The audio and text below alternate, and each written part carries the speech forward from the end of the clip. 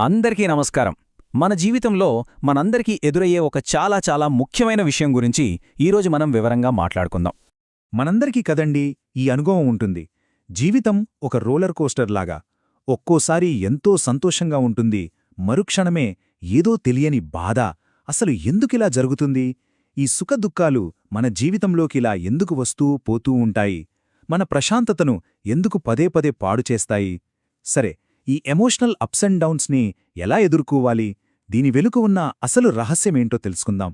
వింటే ఆశ్చర్యంగా ఉంటుంది, కాని మనందరినీ వేధిస్తున్న ఈ సమస్యకి సమాధానం వేల సంవత్సరాల క్రితమే మనకివ్వబడింది. ఎక్కడో కాదు, సాక్షాత్తు భగవద్గీతలోని ఒక అద్భుతమైన శ్లోకంలో దీనికి జవాబు దాగి ఉంది.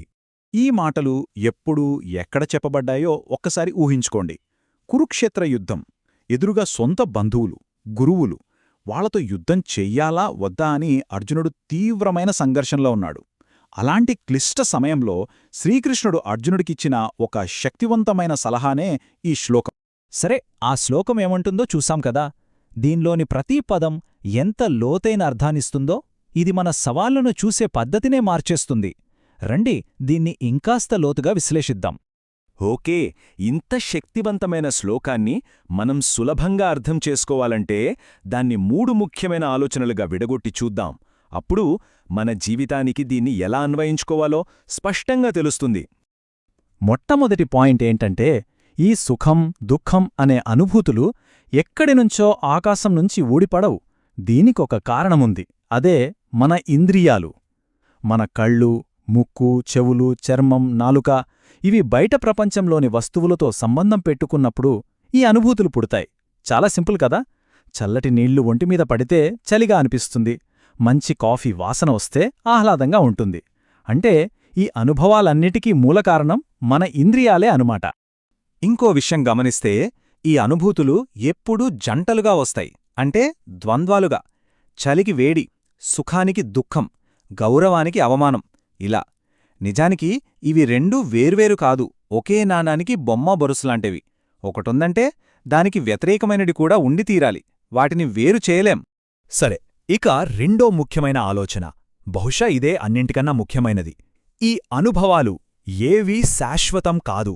శ్లోకంలో చెప్పిన పోలిక ఎంత అద్భుతంగా ఉందో చూడండి. కాలాలు మారినట్టు చలికాలం వస్తుంది, కొన్నాళ్లుంటుంది, వెళ్ళిపోతుంది. మళ్ళీ ఎండాకాలం వస్తుంది, అదీ అంతే. మన జీవితంలోకి వచ్చే సుఖదుఖాలు కూడా అచ్చం ఇలాంటివే. ఏదీ శాశ్వతం కాదు.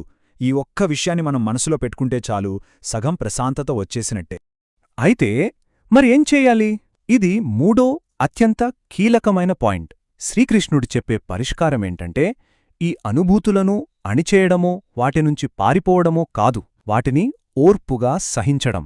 సంస్కృతంలో దీనికొక అద్భుతమైన పదముంది, తితిక్ష. తితిక్ష అంటే నిస్సహాయంగా భరించడం కాదు, వచ్చిన సుఖానికైనా దుఃఖానికైనా పొంగిపోకుండా, కృంగిపోకుండా, కలత చెందకుండా ఉండగలగడం. ఆ భావోద్వేగాలు వస్తాయి, పోతాయి, కాని వాటివల్ల మన అంతర్గత శాంతి దెబ్బతినకూడదు. ఇదొక మానసిక శక్తి. ఇక్కడే ఇంకో ఆసక్తికరమైన పొర ఉంది. కృష్ణుడు ఈ మాటలు చెప్తూ అర్జునుణ్ణి పిలిచిన విధానంలోనే ఒక పెద్ద ప్రేరణ దాగి ఉంది. చాలా సూక్ష్మంగా, చాలా తెలివిగా. అసలు ప్రశ్నేంటంటే, ఒకే శ్లోకంలో అర్జునుడిని కౌంతేయ అని, భారత అని 2 పేర్లతో ఎందుకు పిలిచాడు? ఏదో మాట వరస కన్నారా? లేక దాని వెనుక ఏదైనా వ్యూహముందా? ఆ పేర్ల వెనుక ఉన్న అసలు కదేంటో చూద్దాం. చూడండి, ఇది ఎంత అద్భుతంగా ఉందో. కౌంతేయ అని పిలవడం ద్వారా, ఓ కుంతీపుత్రుడా అని అర్జునుడి తల్లివైపున్న గొప్ప వారసత్వాన్ని గుర్తుచేస్తున్నాడు. వారి ఉన్నతమైన సంస్కారాన్ని గుర్తుచేస్తున్నాడు. అదే సమయంలో భారత అని పిలుస్తూ, ఓ భరతవంశీయుడా అని తండ్రివైపున్న పరాక్రమ వంశాన్ని గుర్తుచేస్తున్నాడు. అంటే నువ్వు 2 గొప్ప వంశాలకు వారసుడివి. నీ తల్లిదండ్రుల వైపునుంచి నీకు అంతటి గొప్పతనం వచ్చింది. ఈ చిన్న కష్టానికి కుంగిపోవద్దు అని ఎంత అద్భుతంగా ప్రేరేపిస్తున్నాడో చూడండి. సరే, ఇదంతా వేళేళ్ల క్రితం యుద్ధభూమిలో జరిగిన సంభాషణ. కాని ఈ మాటలకు ఈరోజికి మన ఆధునిక జీవితానికి సంబంధముందా? ఖచ్చితంగా ఉంది. అది ఎలాగో చూద్దాం. ఇప్పటివరకు మనం చూసిన దాంట్లోంచి కొన్ని ముఖ్యమైన పాయింట్లు తీసుకుంటే, 1. మన అనుభూతులు మన ఇంద్రియాల నుంచే వస్తాయి. 2. అవి శాశ్వతం కాదు, కాలాలతో పాటు వస్తూపోతూ ఉంటాయి. 3. వాటిని తప్పించుకోవడం కాదు, సహించడం నేర్చుకోవాలి. ఇక 4, మనల్ని మనం తక్కువ అంచనా వేసుకున్నప్పుడు మన మూలాలను, మన వారసత్వాన్ని గుర్తుచేసుకోవడం మనకు బలాన్నిస్తుంది.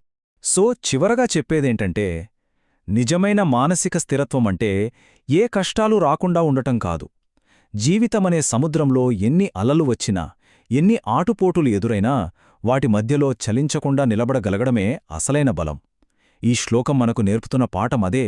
మరి ఈ జ్ఞానం వినడానికి చాలా బావుంది, కాని మన రోజువారీ జీవితంలో దీన్ని ఎలా ఉపయోగించుకోవచ్చు? రేపు ఆఫీస్లోనో, ఇంట్లోనో ఏదైనా చిన్న సమస్య వస్తే దాన్ని మనం చూసే విధానాన్ని ఈ ఒక్క శ్లోకం మార్చగలదా? ఒక్క క్షణం ఆలోచిద్దాం.